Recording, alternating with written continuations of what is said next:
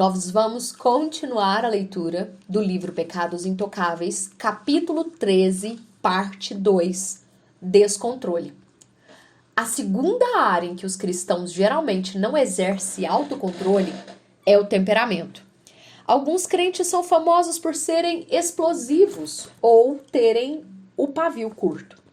Temperamento explosivo é um estouro ligeiro, porém intenso, de ira, quase sempre seguido de calmaria imediata. A pessoa de pavio curto fica zangada ou irritada com facilidade e tem pouco ou nenhum controle sobre suas emoções. Geralmente a pessoa explosiva também tem o pavio curto. Outra maneira de descrever esse tipo de pessoa é: ele vive chutando o pau da barraca. Falaremos mais sobre a ira em outro capítulo. Aqui, a ênfase é colocada no descontrole da ira. Na maioria das vezes, a ira é pecado, mas a pessoa explosiva também peca pela falta de autocontrole. Os ataques de ira normalmente são dirigidos contra alguém que nos desagradou. Talvez contra um motorista que nos cortou na avenida ou contra um juiz que marcou uma falta injusta no bate-bola da igreja. E, infelizmente, quase sempre o ataque de ira é dirigido contra alguém da família. O livro de Provérbios faz várias advertências contra o gênio explosivo. Por exemplo, quem se irrita com facilidade cometerá erros, conforme Provérbios 14:17. Quem tem paciência é melhor que o guerreiro. Quem tem domínio próprio é melhor do que aquele que conquista uma cidade, conforme capítulo Provérbios 16:32.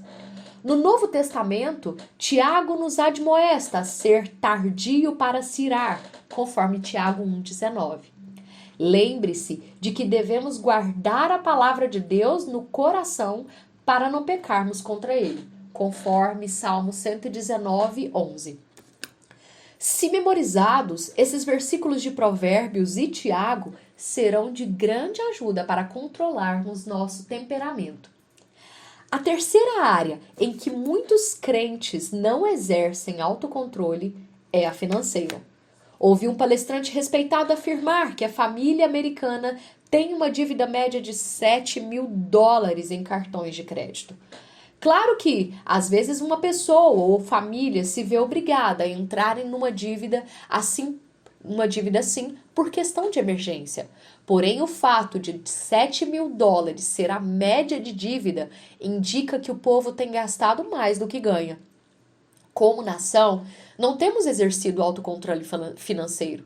Pelo contrário, temos satisfeito o nosso desejo de consumo.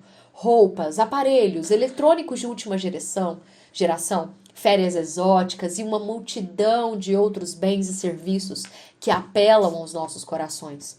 O fato de existirem, nos Estados Unidos, organizações cristãs voltadas unicamente para ajudar os crentes a controlar suas finanças mostra que o problema é uma realidade em nosso meio.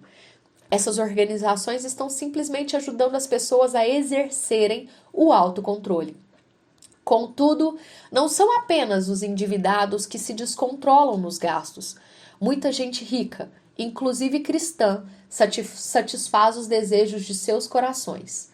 São parecidas com o autor de Eclesiastes, supostamente Salomão, que disse: "Não me neguei nada que os meus olhos desejaram", conforme Eclesiastes 2:10.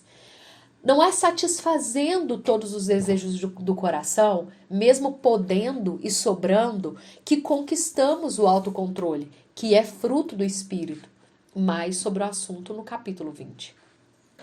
Existem muitas outras áreas em que necessitamos praticar o autocontrole. Por exemplo, gastar um tempão diante do computador, mesmo que não seja em sites pornográficos, televisão em excesso, impulsos por compras, obsessão por algum hobby, fanatismo por esportes.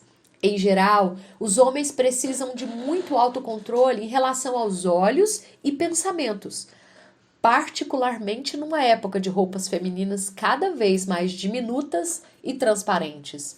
Poderíamos mencionar outras áreas que são facilmente atingidas pela falta de autocontrole. portanto, e incentivo o leitor a refletir em sua própria vida. Há em você desejos, anseios ou emoções um tanto descontrolados? Lembre-se de que esse livro fala sobre pecados intocáveis ou aceitáveis, pecados que toleramos em nós, como o autocontrole. Como o autocontrole não é uma virtude muito enfatizada entre os cristãos, observamos que somos descontrolados em alguns aspectos da vida. Em sua busca por crescimento nessa área, lembre-se de que autocontrole é fruto do Espírito. É somente pelo poder capacitador de Deus que conseguimos algum progresso. E assim, nós concluímos o capítulo 13 sobre o descontrole. E eu quero enfatizar mais uma vez, se você ainda não tem um exemplar desse livro, em nome do Senhor Jesus Cristo, se você está sendo abençoado pelo áudio e os comentários sobre este livro, adquira o seu exemplar. Abençoe aqueles que, direta ou indiretamente, fizeram com que esse livro estivesse disponível para nós. E você encontra ele com preços muito bons na Amazon. E frete grátis se você for Amazon Prime. Isso aqui eu não tô ganhando nada para falar isso, mas é onde eu geralmente compro os meus livros.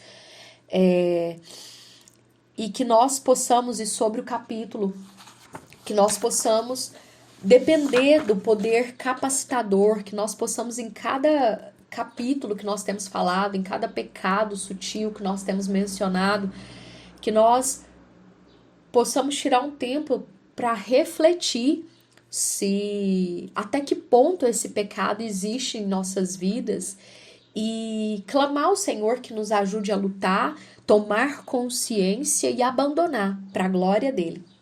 Que Deus abençoe você e que te fortaleça na luta contra os pecados intocáveis, os pecados aceitáveis, os sutis na sua vida. E que você tenha crescimento e consiga romper com cada um deles para a glória do Senhor.